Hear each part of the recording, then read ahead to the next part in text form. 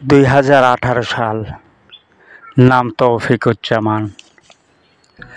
তখন আমি ডুমুরিয়া উপজেলার গুটুদিয়া গ্রামের অন্তর্গত বাইতুন্নূর জামে মসজিদে নামাজ পড়াতাম।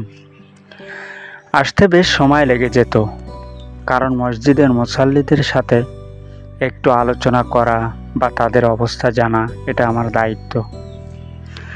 তারাও আমার খোঁজ খবর নিত। একদিন রাতের বেলায় আমি মসজিদ থেকে বের হলাম। পথিমধ্যে সাক্ষাৎ হলো আবুল খায়ের সাহেবের সাথে। আবুল খায়ের সাহেব ছিলেন আমার মসজিদের পাশের মসজিদের ইমাম সাহেব। একজন ইমাম সাহেব আর একজন ইমাম সাহেবের সাথে যেমন সম্পর্ক থাকার কথা। কথা বলতে বলতে দীর্ঘ অনেকক্ষণ কেটে গেল। সেদিন ছিল জিন সম্পর্কিত আলোচনা নিয়ে। আমি জিন কখনো দেখিনি, আর ভয়ও কম ছিল না, কিন্তু শুনতে বেশ ভালোই লাগতো। মনোযোগের সাথে শুনছিলাম। এরপর আমাকে ধরে বসলো, চা না খেয়ে যাওয়া যাবে না। নাছোড় বান্দা নিয়েই গেল চায়ের দোকানে। চা খাওয়া শেষ করলাম। এবার বিদায় নেওয়ার পালা।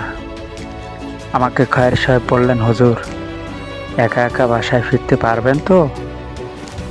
আমি একটু কাঁচুমাচু স্বরে বললাম, হ্যাঁ পারবো। খায়ের সাহেব বুঝে ফেললেন জিনের কথা বলেছি তো। হুজুরের একটু ভয় লাগছে, তাই আর একজন পরিচিত বন্ধুকে আমার সাথে পাঠালেন। দেখতে বেশ বড়সড়, হৃষ্টপুষ্ট, গায়ের জোরও বেশ। আমার বাড়ি ফেরার পথে বড় এক বাগান সামনে পড়ে। সেখানে বড় একটি কবরস্থান, ভিড়কুট অন্ধকার। আমরা চলতে থাকলাম, কথা বলতে বলতে মনের ভয় দূর করার জন্য। কিন্তু সে ছিল খুবই সাহসী একজন যুবক, নাম তার রাজীব। আমি চলছি, আমার মনে হচ্ছে আমার পেছন থেকে কেউ একজন হাঁটছে। আমি বারবার পিছন ফিরে তাকাতে থাকলাম।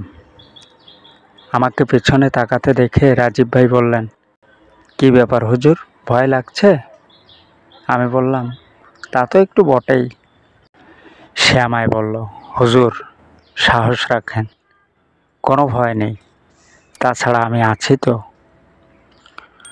হঠাৎ সামনে থেকে একটা কালো বিড়াল দৌড় দিল, কিন্তু আমরা গুরুত্বই দিলাম না।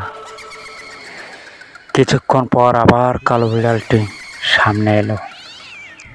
আমি কিছু বুঝতেই পারিনি যে এটা জিন ছিল, কিন্তু রাজীব ভাই ঠিকই বুঝতে পেরেছে যে ওটা জিন।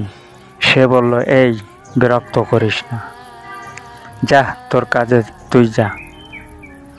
আমার তার কথার দ্বারা একটু খটকা লাগলো। আমি বললাম, ভাই কি ছিল ওটা? রাজীব ভাই বললেন, হুজুর কিছু না, বিড়াল, চলেন যাই। বিড়ালটি হাঁটতে থাকলো আমাদের সামনে বরাবর। হঠাৎ ডানে মোড় দিল। ডানে ছিল কবরস্থান। কবরস্থানে ঢুকলো। আমি বিড়ালের দিকে তাকাতেই আচানক একটা মানুষে পরিণত হয়ে গেল।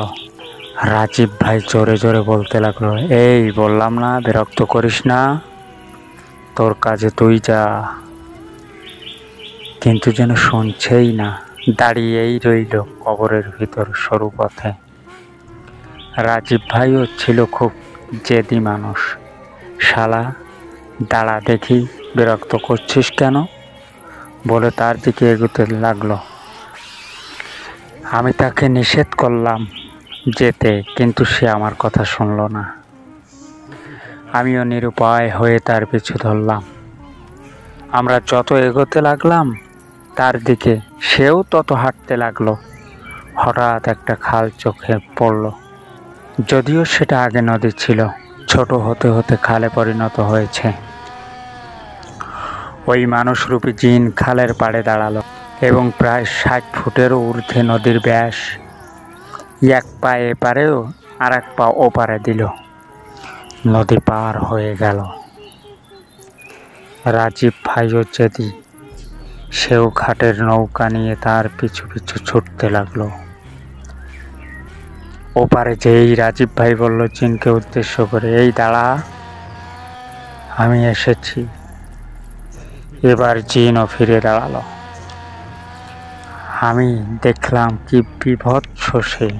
পায়ের পাতা ছিল পেছনের দিকে, মোষগুলো ছিল ইয়া লম্বা, হাতের বাহু বড় বড়, সমস্ত শরীর লোমে আবৃত। আমি ভীষণ ভয় পেলাম। এবার রাজীবের দিকে এগিয়ে এলো। রাজীব হুঙ্কার দিয়ে বাঘের মতো এগিয়ে গেল। ভীষণ ধস্তাধস্তি হলো দুজনের মধ্যে, দুজনেই সমান। এক পর্যায়ে রাজীবকে ধরে বসলো। রাজীব বলল, হুজুর দোয়া পড়েন। আমি দোয়া পড়তে থাকলাম, কিন্তু আমার মুখস্থ দোয়া কালামও ভুলে গেলাম। তারপরও যা মনে পড়লো সেটুকুই পড়তে থাকলাম এবং ফুঁক দিতে থাকলাম তার দিকে। এক পর্যায়ে সে রাজীবকে ছেড়ে দিল এবং বিকট আওয়াজে বলল, আজকের মতো বেঁচে গেলি আল্লাহর কালামের কারণে। আমরা দুজনেই ভয়ে ফিরে আসলাম। পিছু তাকাতে তাকাতে স্মরণীয় হয়ে থাকবে আমার জীবনে সেদিনটি।